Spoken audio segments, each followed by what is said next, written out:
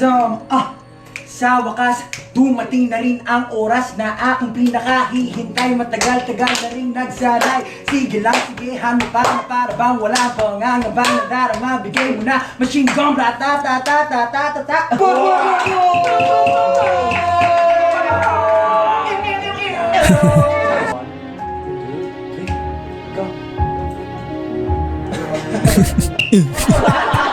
Inampas. What is up mga repa? Zachmeister here and welcome to Zachmeister React. So it's been a while since nakapag-upload ako. So medyo nagpahinga rin ako ng matagal-tagal kasi sa totoo lang medyo stress tayo sa work. Marami tayong work. And at the same time, merong pagkakamaling nangyari. Kasi nung sinabi ko last time na mag-upload ako ng story episode ng SB19 na episode 2, kaagad-agad pag-upload natin ng episode 1, nagkamali ako ng na-record mga repa. Ang na-record ko pala is episode 3 kaya hindi ko siya na-upload agad at ngayon pa lang natin gagawin yung episode 2. So kung napapanood nyo to, yes, nasa SB19 story episode 2 kayo mga repa. So yung SB19 story episode 3, which is yung nauna kong i-record, i-upload pa lang natin pagkatapos nito mga repa. So abang-abang ngayon. Pero wag na natin patagalin to mga repa. Alam nyo nang gagawin nyo. Andito na rin naman kayo. So tulungan nyo ako mag-grow mga repa para marami pa tayong reaction na magagawa. Let's get it on. Alright, so ang episode 2 natin ay nagtatitle na The Zone. Ayan, again, this is SB19 story episode 2 from Casual Chuck. Ayan, Casual Chuck, sana mapahiram nyo ulit kami ng video na to para i-react namin.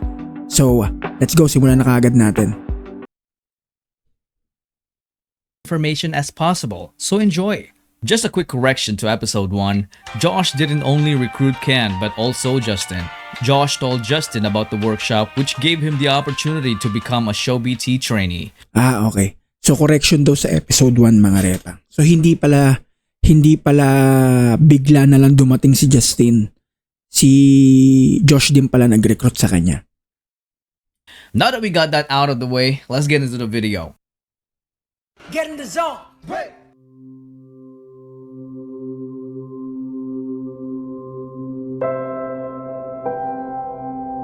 Everyone has that one thing that makes them feel good about themselves. Like they're in control. Everything else could be going completely haywire. Ano ba yan, Stel? Ano ba yung ayos mo yan? Talagang style yan? Like the world is completely falling apart around you. Minsan na makita na ng tao kung gaano kami naghihirap. Naiiyak si Olbap dito Sabi niya lang sana makita ng tao kung paano kami naghihirap. Well, totoo naman. Kasi especially nung nagsisimula sila, I heard na parang 'di ba, ang daming bash sa kanila. Parang basta nakakalungkot talaga. Nakakalungkot kasi minsan kapwa Pilipino mo pa yung mambabash talaga. Tapos kung suportahan yung international, 'di ba, ganun na lang. Yun yung nakakalungkot. Tapos hindi nyo alam na yung mga artists na to talagang nag-grind. But when you're doing that one thing, life is wonderful. And that makes everything worth it.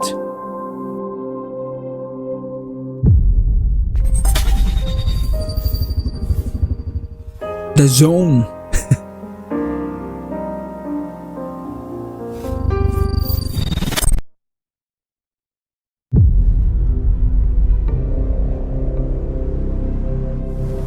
몬테로 씨, 검사 결과가 나왔습니다.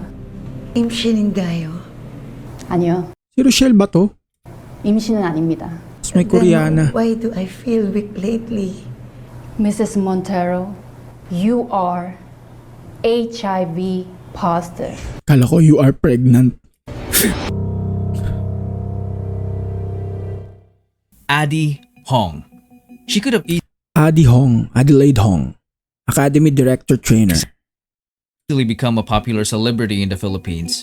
Back in Korea, she was a well-established theater actress, a vocal, dance, and beauty coach, a one-woman show. But instead, she chose to use her experience to guide and nurture the boys to reach their highest potential. Along with Tatang Robin, she was also one of the main reasons why SB19 is where they are now. So isa ba siya sa mga coach nila para mga ganun, no? Para mga sa dancing, sa singing, tama ba? She is popularly known as Miss Hongganda, and we Hongganda. will see her often in this video. Before SB19's debut, they tried to establish an online presence. So on May 16, 2018, they created their Facebook page. This could possibly be the unofficial date they were formed. They started posting song covers like these. Send me your location, let's focus on communicating, cause I just need the Galing. time and place to come through. Ilang boses? I hope he buys you flowers. Pero ito talaga, given. Si Stel, siya talaga yung mataas at maganda yung boses. I hope he holds your hand. And dance covers like these. Lean with it, down with it, hit them folk now style with it. Nay, then you stop. Ngayon, kasama nila si Hongganda ba yun? They became more active in social media while maintaining their regular performances in small events. They did this until it was almost time for their debut. We have good news for you guys. Kasi after the very, very long wait, finally, yes, finally, we will be releasing our debut single entitled Tila Luha!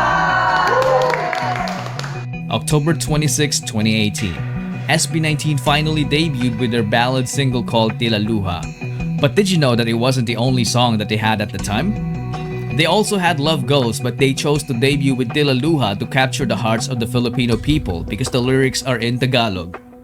They then started promoting their debut song in every way they could think of. November 17, 2018 marked SB19's first ever live stream to promote their debut single. Magsimula natin ang first SB Talent Camp Facebook Live. Sino yung nagsasalitang yun? Kasi parang Koreano din. Pero, ang galing magtagalog. Yun eh. Kasi yung nasa left, si Tatang Robin sa kasi Hongganda. So, sino tong nasa right? 3. Pa-comment naman. Let's wait for 10 na lang. 10 viewers. Despite the very few viewers, they went all out to entertain them. 여러분, 저는 너무 배고파요.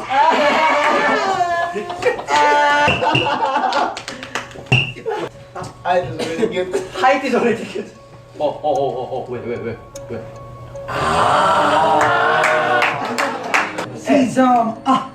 Sa wakas, dumating na rin ang oras na aking pinakahihintay. Matagal-tagal na rin nagsalay. Sige lang, sige, hano para bang wala pang angabang nadarama. Bigay mo na, machine gun, ta-ta-ta-ta-ta-ta-ta.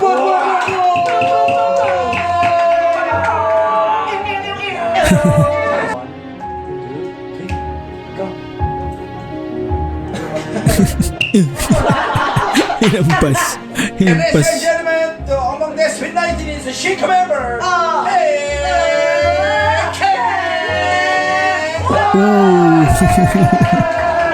Magaling talaga tumambling to si Ken eh, no? Mga backdive, mga backflip, mga hindi ko alam yung mga tawag sa iba. Pero parang bihira niya na gawin eh, no? They did all that in front of just a little over 10 viewers. You can still watch the whole live stream to this day on SB Talent Camp. So nasa SB Talent Camp yung live stream na to mga repa. Papanoorin ko to. So kung gusto nyo pang ma-check din, punta kayo sa SB Talent Camp page. In-upload siya noong November 17, 2018. So tagal na rin. their official Facebook page. They also perform in schools, malls, nursing homes, and even orphanages, but their debut only received a lukewarm reception. The stream count didn't move as fast as Kasi nagpo-promote pa lang sila, kakasimula pa lang nila. So talagang kailangan nila mag-promote kahit saan-saan. Well, that's part of the grind mga repa. Nothing wrong with that, 'di ba? Kahit nga yung mag-live ka ng ilan lang ang viewers. Kasi ako, 'di ba, nakwento ko nga na I used to do live stream as a gamer.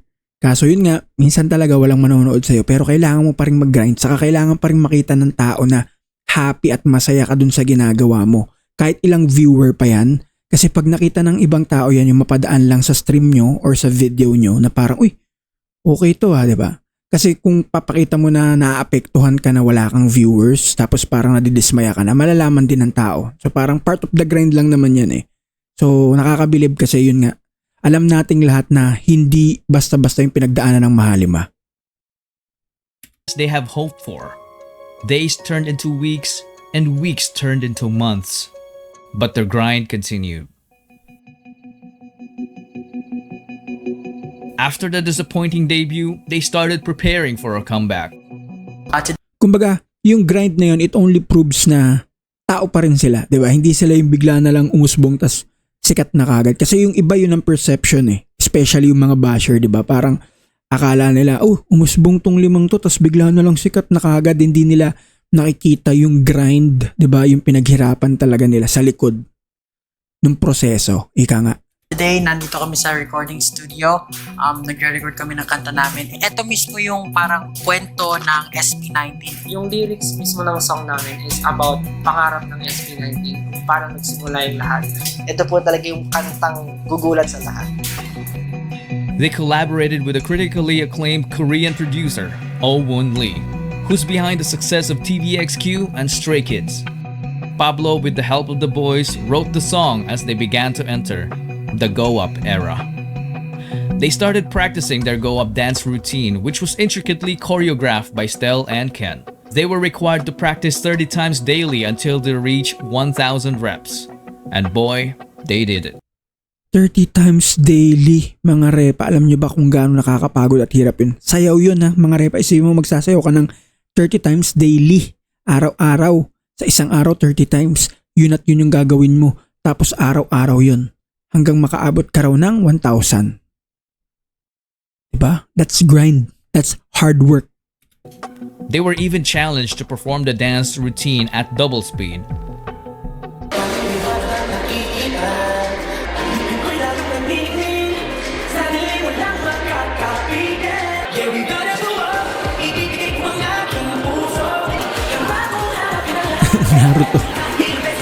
Naruto. Yep, that was not even in fast forward.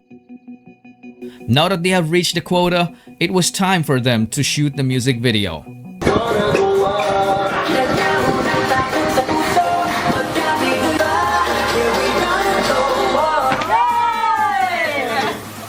July 19, 2019. SB19 dropped their Go Up music video.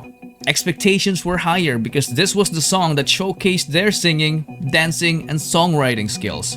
But for some reason, it has also met a lukewarm reception. They then started promoting the song using the methods they know. They even reacted to Yun yung part ng grind eh, mga repa. Yun yung part ng grind na hindi rin nakikita ng iba. Hindi lang sa SB19, hindi lang sa Mahalima. Kahit saan yan eh. Kahit sa ang industriya. Vlogging, streaming. Hindi, wag kayong mag-expect na pag naglabas kayo ng mga ilang video, kahit gaano pa kaganda yung video na ilalabas nyo, asahan nyo. Ang mindset nyo dyan dapat, wag kayong mag-mindset na parang marami kagad manonood. Pero, wag din kayong panghinaan ng loob kasi part ng grind yun.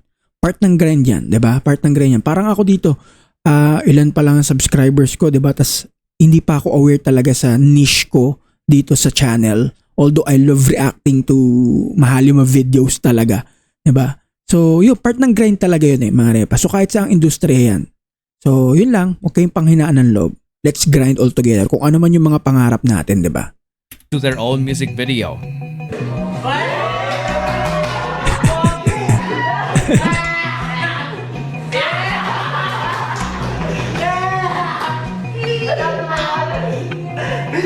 But none of their efforts made a significant impact.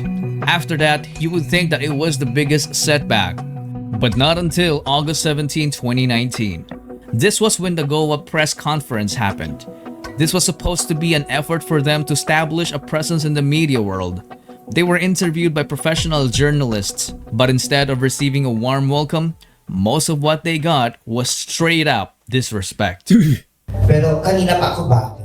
Ano ba yan, Stel? Ano ba yung ayos mo yan? Talagang style yan? O ano? Hindi lang ginawang Stel ah. Yung style ko po ba or yung make Kasi po, clear ko po, yung name ko po, Stel. Kasi po galing po siya, yung full name ko po is Stel Bester po. Opo, Stel Bester po. Maraming. Opo, kasi po yung mama ko po, idol niya po si Sylvester Stallone. Kaya doon niya po pinasi yung name ko po. Oo. Tapos po, yung style ko naman po ngayon, actually po, hindi ko po alam eh. Kumbaga, kung ano lang po yung naisip ko, ito yung suot ko, sige, ganito na ang naging buhok ko, parang ganito po, yun na lang po yung inaisip ko. Pero wala po. So lahat kayo straight. Opo. Pero, May kulot po. may sabi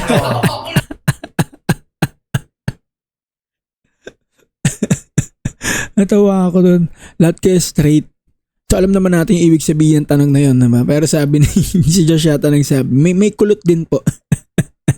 sa kanya mo po talaga ako, wala naman po masama doon. Hindi po, siguro nilawin ko lang po yung Estel. Kasi po, madalas po siya iba, since matagal na po kami magkaibigan, close din po kasi siya madalas sa mga babae. So siguro po, baka po akalain yung medyo weird po yung ano. Kasi make-up siya ngayon, no? Paano talaga? Ay. Bali po, Stel sa umaga, Stel sa gabi. Hindi, joke lang. Pero yun nga po, ganun lang po siguro, parang medyo meron lang po siyang ibang parang manners na girly, pero hindi po, wala pong ganun sa At na-clear na kanina about sa bading issue. Kasi sabi nyo kanina may mga pa-holding yan sa kayakap. You're not bothered by the fact that you sound like a kid. Hindi kayo napapakalat nun sa look nyo na hindi kayo Pilipino, kundi Korean. Hindi po kami nababother kasi po, Kasi ako bothered ako. Bastos naman nun. Parang hindi pa nga tapos magsalita eh. Pero magaling. Despite all the judgment, they handled the interview professionally. As Tama the lang. event Oo, concluded, very good. the boys broke down to tears backstage and comforted each other. Perhaps they're just human beings. Kakalungkot naman yun. Although, pero ang galing nila, di ba? Parang kahit binabastos sila, binabash sila, professional pa rin. So, laging ganun lang ang tatandaan nyo, mga repa. Kung gusto nyo pasukin yung mga gantong industriya, like content creation, vlogging, or streaming, may bala kayo. Tapos, lagi nyo tatandaan, may laging basher dyan. Diba? Huwag nyo pakialaman. As much as possible nga, pakita nyo sa kanila, nire-respeto nyo sila. Tinan mo, tatahimik yung mga yan. And the thick skin they develop Pero nakakalungkot yung ganong experience kasi naka-experience na rin ako ng mga ganito. Pero ang galing nila kung paano nila hinandle, di ba? throughout those years can only take so much punishment, especially when it went straight to their hearts. They all broke down. This made them question themselves if they were still doing the right thing. It casted so much doubt that it made them all decide to call it quits. Everyone left, except Stel. He received the most hate, but he was the one left standing. Perhaps he was a good example of someone who has entered the zone. Someone who managed to tap into the altered state of consciousness where time disappears and he becomes so focused that not even judgment could stop him from doing what he loves. But he knew for a fact that he can never do it alone. And there he was, alone. But only for a moment. Josh had a realization to not give up because people have not seen everything yet. This prompted the other members to return and witness their lives change in just... Yun yung term doon eh, di ba? Not give up. Di ba? May mga time talaga na parang madadown ka. Pahinga lang mga repa. Hindi ko hindi lang tayo nagre-react dito sa Mahalima. In real life. Kasi nakaka-relate ako sa na-experience nila eh, di ba? Yung grind nila, I don't know about you guys, pero relatable talaga. Sobrang nakaka-relate tayo. O, ayan, kapag nadadown sila, di ba? Huwag susuko. Yun lang yun eh. Pwede magpahinga, pero huwag susuko. Yun. one fateful day when their Go Up dance practice got uploaded on YouTube on September 2, 2019. It quickly went viral, which opened a lot of doors for SB19 to have TV guestings and live performances. May group hug? Okay. Sige. Channel 2 pa yata ito si Boy Bunda dito ah. Ang galing namin! Introduce yourself. Get in the zone, break! Hi, we are SB19! My name is Mike Spice Kita. I am the wittiest of ABS-CBN. As the world started to notice them, their YouTube channel grew exponentially. Their dance practice video reached 1 million views in just a week, then 2 million a month later. Wait a minute, who's Arum? November 2, 2019. So for the final announcement. So wala pang, yung panahon na yun, wala pang pangalan yung fandom nila. Aurum pa yung tawag. Okay, fandom name. 3, 2, 1. 18.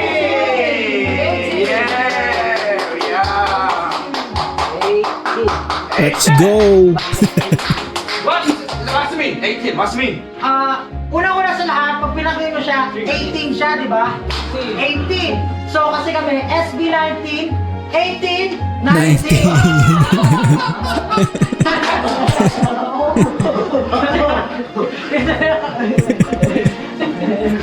So if there's no 18, then also there's no SB19.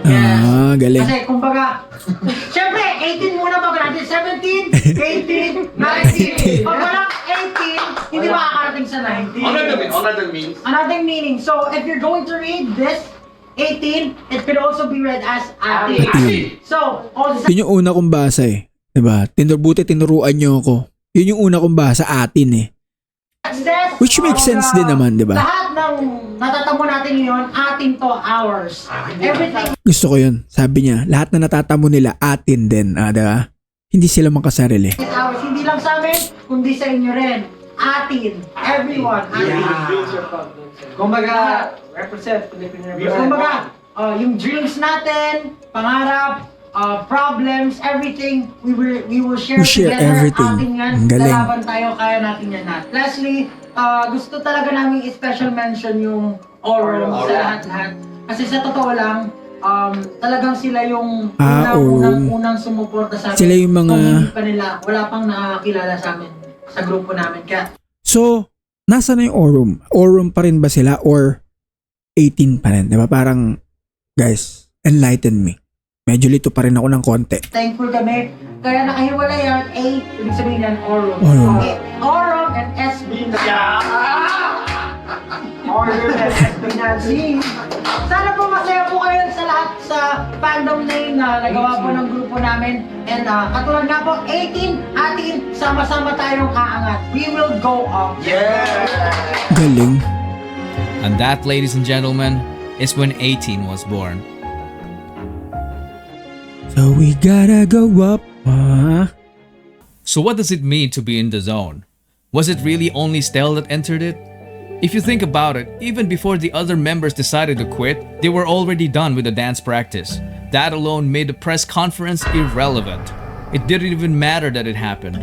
It turned out that actually all of them have always been in the zone. Being in the zone is what allowed them to defy all the odds. It was the zone that allowed a 5-foot man in the NBA. It was the zone that allowed a man living in the streets to rise up and become a billionaire. It was the zone that took an idea from someone's head to the moon. It was the zone that won wars, and lack of it had lost. It is the zone that separates their ideas and dreams from a materialistic reality. Manny, Efren, Catriona, SB19. What do they have in common?